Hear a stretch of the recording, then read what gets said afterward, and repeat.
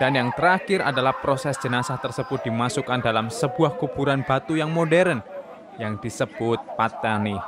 Dalam prosesnya, jenazah tersebut dengan cara digoyang-goyang oleh beberapa orang. Hal ini sangat menarik. Terus ikutin video ini.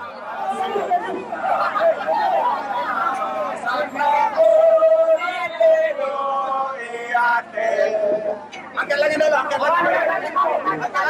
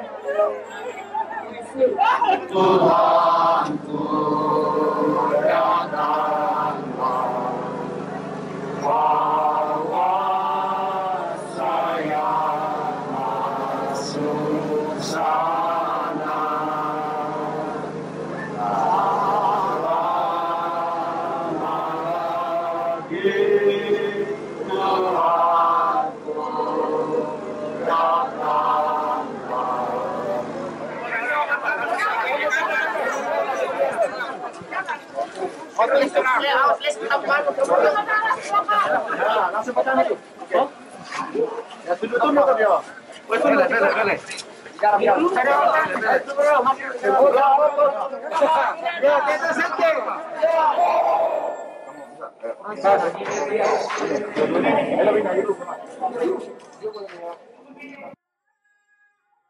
Apa yang dimaksud dengan Rambu Solo?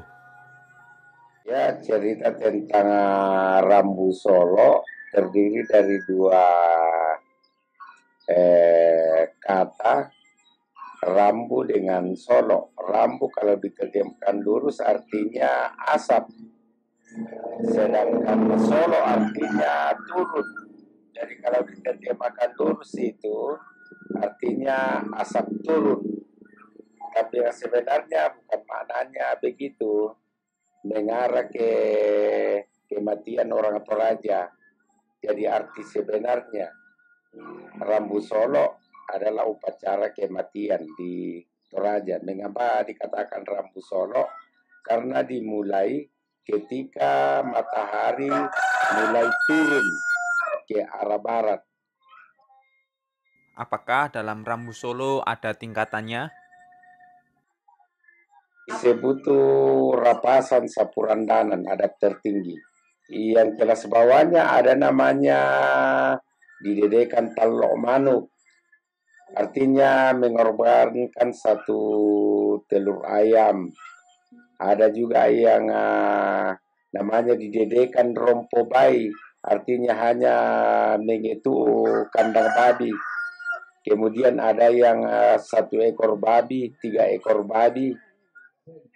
Itu yang sangat sederhana. Jadi sesuai dengan kemampuan ekonomi seseorang.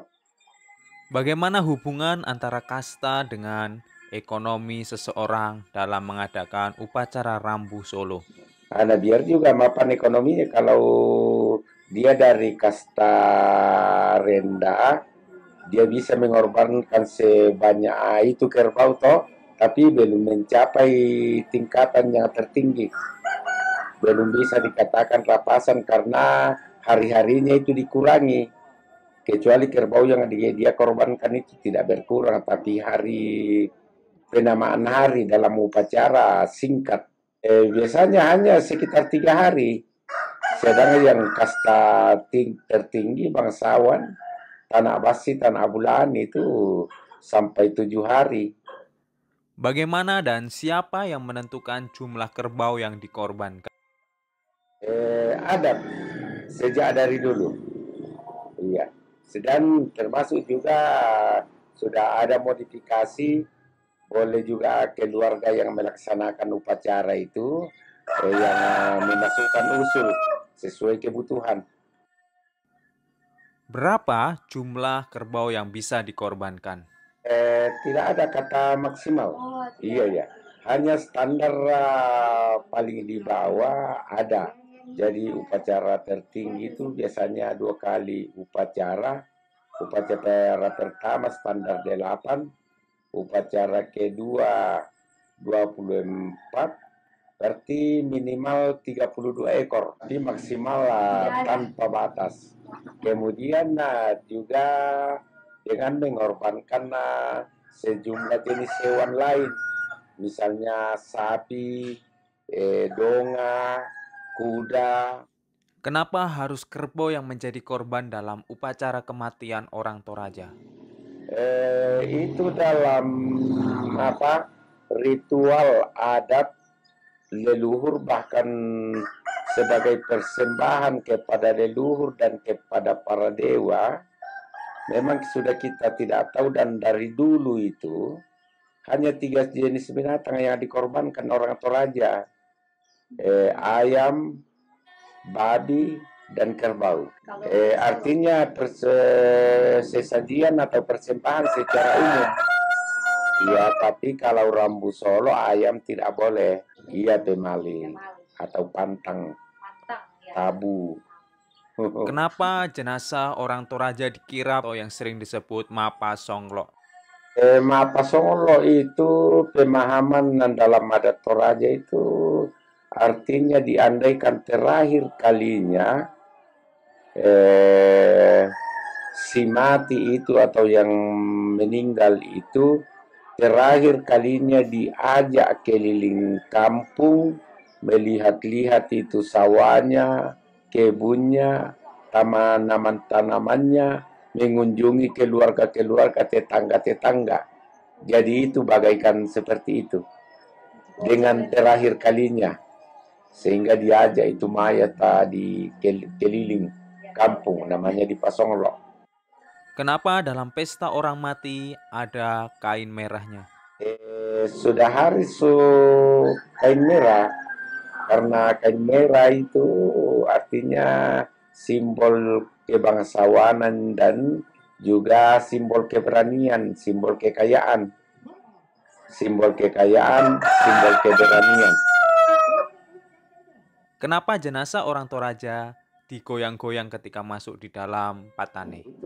Walaupun orang Toraja dilibat duka cita, masyarakat, rumpun keluarga, tapi dalam hatinya ada juga rasa bangga bahwa masyarakatnya atau desa itu, kampung itu, bersama dengan keluarga orang mati mampu membuat upacara tingkatan tertinggi, sehingga ada ungkapan rasa bangga, sehingga mayat itu seolah-olah diangkat, ada rasa gembira, seperti itu.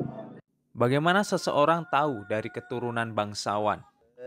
Dengan melihat silsilah leluhur mereka. Karena memang dalam orang Toraja, karena memang agama leluhur Toraja itu sangat dipengaruhi oleh agama Hindu toh, utamanya Hindu Dharma. Agama Hindu mengenal 4 tingkatan kasta, sehingga sangat berpengaruh dalam masyarakat Toraja. Kasta tertinggi namanya Tanak Bulan atau kasta bangsawan. Kemudian di bawahnya juga masih termasuk kasta tertinggi, namanya Tanak Basi atau Patok Besi. Itu kelas-kelas menengah. Kemudian di bawahnya namanya Tanak Karurung atau patok dari batang ijo, batang mayang. Itu masyarakat biasa. Kemudian ada namanya kasta Tanak Kua-Kua. Jadi Kua-Kua itu semacam rumput biasa yang cepat rusak. Para hamba itu, para abdi.